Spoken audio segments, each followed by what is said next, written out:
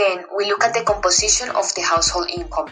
As observed in the bar plot, on average, 70% of a household income is made up of monetary salary.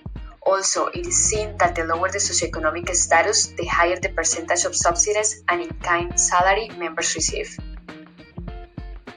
For gaining some insights about the distribution and composition of the household income, we look at the relationship between education level and total income. As seen in the histogram, the higher the education level, the higher the average income. On average, members with higher education earn over 1.5 million Colombian pesos. Moving into the modeling part, we choose to do a principal component analysis to identify the key socioeconomic and demographic factors that affect the income in Colombia. PCA helps us to reduce dimensionality and determine correlation between the variables by finding a set of components that represents the greatest amount of variance in the data.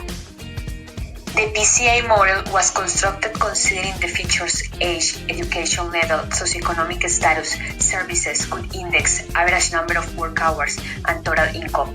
Results from the model indicated that the first two components explain over 50% of the total variance as shown in the bar plot.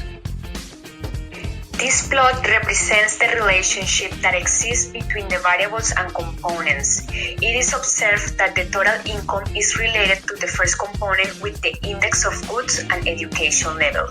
Moreover, the total income is associated with the average work hours of a household member.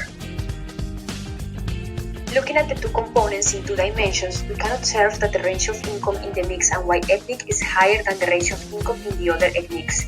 Additionally, a higher range of income is observed in the central region than in the eastern one. Also, there is no major difference between the income generated by those who own a home and those who do not. We choose to do a second model, a logistic regression, to identify the key features to classify households with low and high income.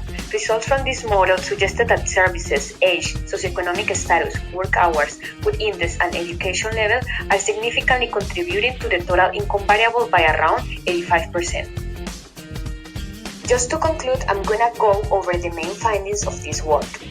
Principal component analysis results indicated that the most correlated variables with income are work hours, education level, and index of goods. The first two components explain over 50% of the variance.